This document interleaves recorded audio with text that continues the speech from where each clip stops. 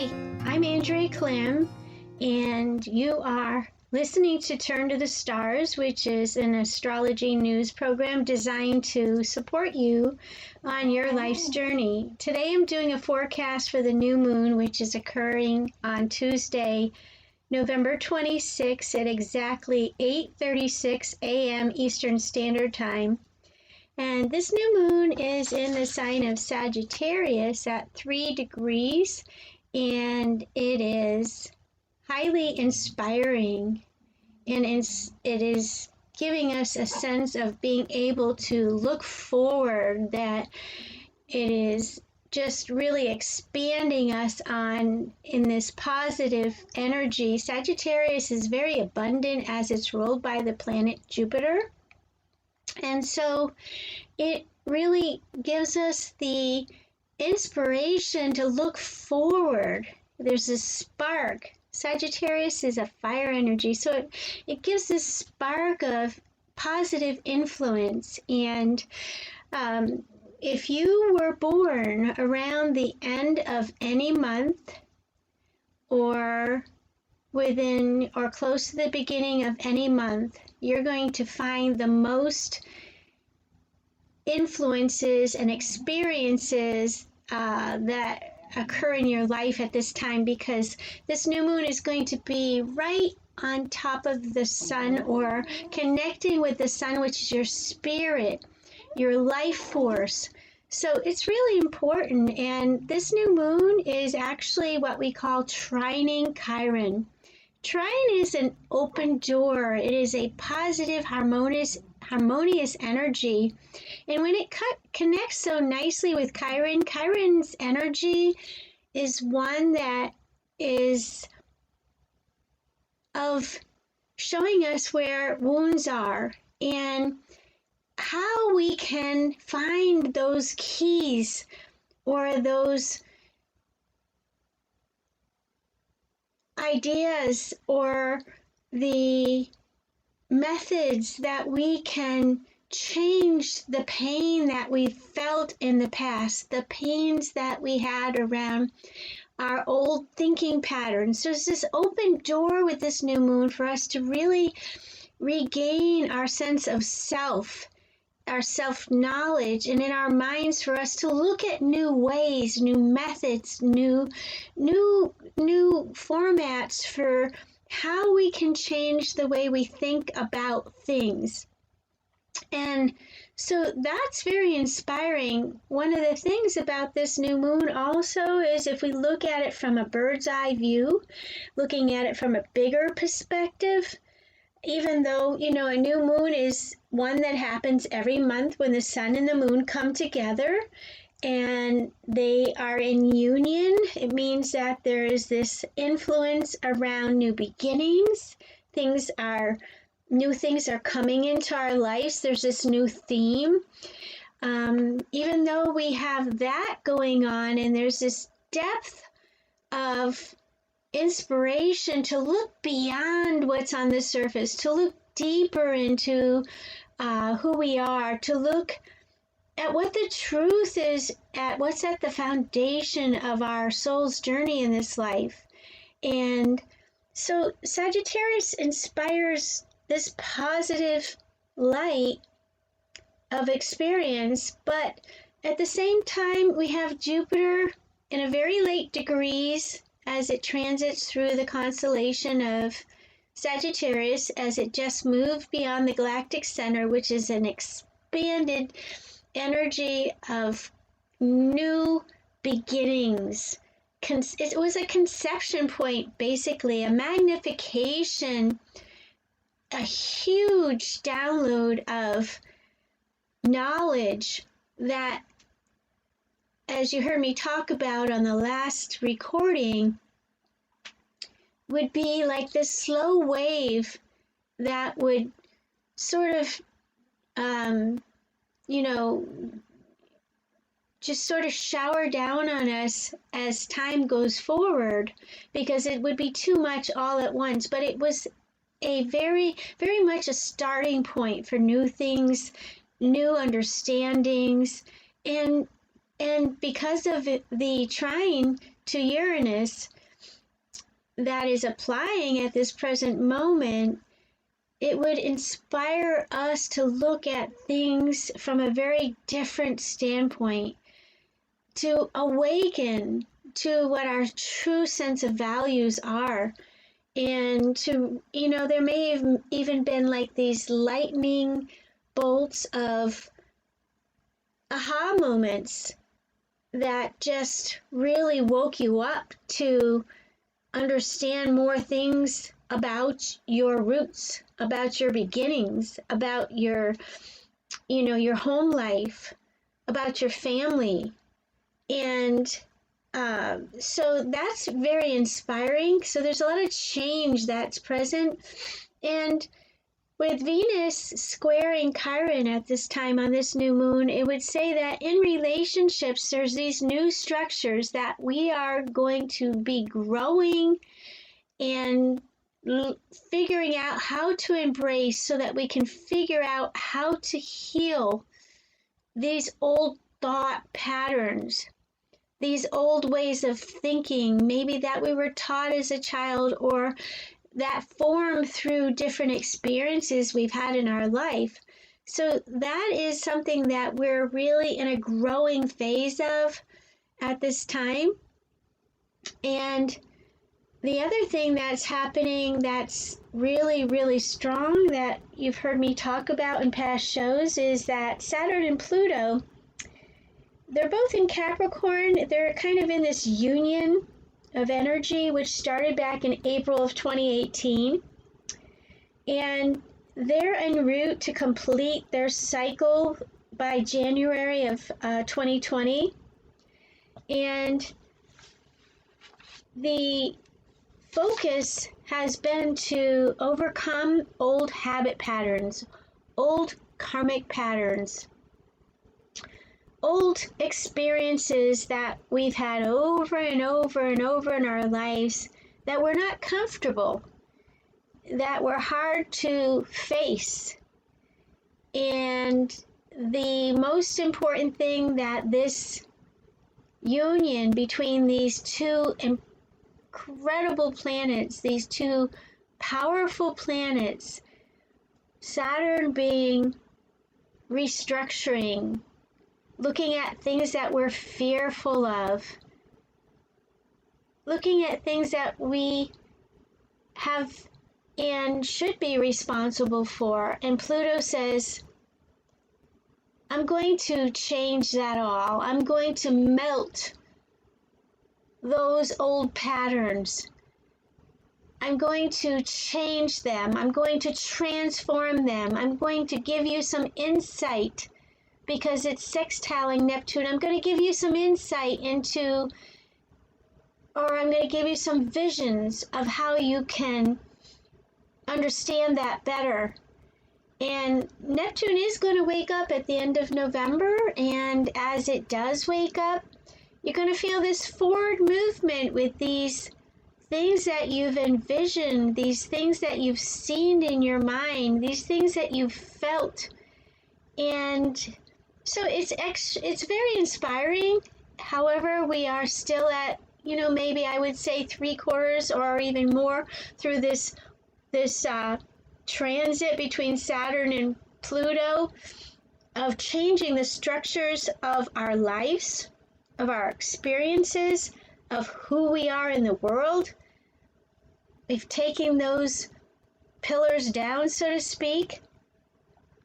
We've looked beneath the surface, and because of that, we're able to look at things from a little different standpoint. And so that's been a very intense experience for so many people. Capricorn is about government, it's about big business, it's about, us learning new tools, new methods for dealing with old patterns. So that's the good part about it, but it has not been easy to let go of the control of what was. And I heard someone talk about, as we are experiencing this awareness of our old patterns, we can choose to hang on to what was and not let go. And then it becomes even more painful to move forward. Or we can choose to go with the flow and to surrender, to develop new patterns, and to open our hearts to see what that looks like for us individually. And the interesting thing that's happening also on this new moon is Mercury, the planet of thought, communication, ideas, is in the 11th house of this chart of all of us. What are our goals? We're all thinking about and working, and our minds are focused on looking below the surface, on identifying things that we hadn't seen before, and we're still in the after shower shadow of Mercury's retrograde, which was intense as it went through Scorpio, as it identified patterns that we had not realized we were holding on to. And so as we walk through the last part, as we experience the last part of these experiences, wherever Mercury was by transit in reference to your birth chart, that would be the area that you're in completion or on the final path of understanding and making these things that we've mentally recognized, on making those things more to the forefront in our minds. And so we've been like this detective, and we've been in this process of mentally identifying hidden things, because Scorpio is about the underworld. It's about things that we are recuperating from. It's about realizing what other people value versus our own. And so as Mercury moves forward, till about December 7th, we're in that after shadow. So we're still feeling the after effects of Mercury retrograde, but there is a sense of relief, and that we're mentally stronger and more able to be logical about what's ahead. And on this new moon, Mercury is actually in what I call a trine to Neptune, so we are mentally, emotionally able to have clarity into these deep thoughts and ideas, and we might even be having dreams in a different consciousness that's bringing us really great information and understanding of areas where resolve is coming. And one of the other things that's also happening on this new moon is Mars by transit, and is in Scorpio at about 4 degrees. And over the weekend, it was especially intense because we became aware of our actions and other people's actions and old patterns of our makeup that were just really, these were really set in stone old patterns that we're kind of going, oh my God, I'm seeing that again. What is that about? And so actively, there's been this outside force that's been showing us what we'd like to change, what we have valued before, but now it's different. And it could have been really disruptive because Mars was opposite Uranus, and Uranus is retrograde, meaning it's going through this inner awakening of what we hold valuable. So this opposition could have, brought some intense realizations of what our actions are and how those affect other people. And then in response from other people, we could have realized what would be important for us to change or let go of. So it has been very, very intense. But this opposition is actually passing. So we're on the other side of that now, and there are a lot of things that we're adapting to right now, because there is what I call a yod showing up in this new moon, with this new moon in Sagittarius. And a yod is a finger of God, and it's a Hebrew word that means finger of God. And so it is asking us and others in our world, in our families, people that we nourish or nurture, and asking us to make adjustments in order to find a sense of happiness, in order for us to figure out conflictive areas in relationships. And it's also asking us to make adjustments as we become aware of these old patterns that came from our families, that came from our home environments, that came from our roots, that we experienced a long, long time ago.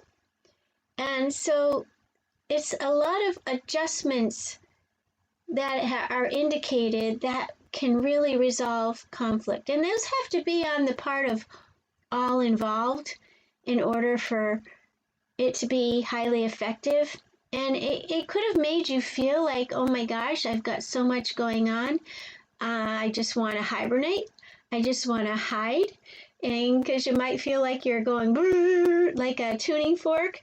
But I want to let you know that there's nothing wrong, that this is just a period of adjustment that we're all experiencing. So, and as we move forward with this new theme that's come into our lives, it's actually quite interesting, the process that we're going to be experiencing every single day as we move toward the full moon. The full moon will be on December 12th. And now this is the last full moon that we'll have before the first eclipse of the eclipse season comes on December 26th. And so there's a lot of moving parts in this full moon that comes on December 12th, as it's at 19 degrees in Gemini, which is a mutable sign, which makes things feel like they're multifaceted and that we want to please everyone. And mindfulness exercises and meditations are going to be extremely helpful as we grow in the light of that new moon of knowledge. So I want to just kind of remind you all of the positive, inspiring energy that this new moon brings. And also want to wish you all a very happy Thanksgiving of 2019. And I also want to let you all know that there are a lot of great things happening at Turn to the Stars. I am putting together some psychic development classes, which are a composite or a collection of many different teachings that I've learned over the last 22 years that I've studied psychic development. And I also have a astrology class that's forming. Both of these classes I'm going to be putting together dates in 2020, starting in the new year, and I'm looking for your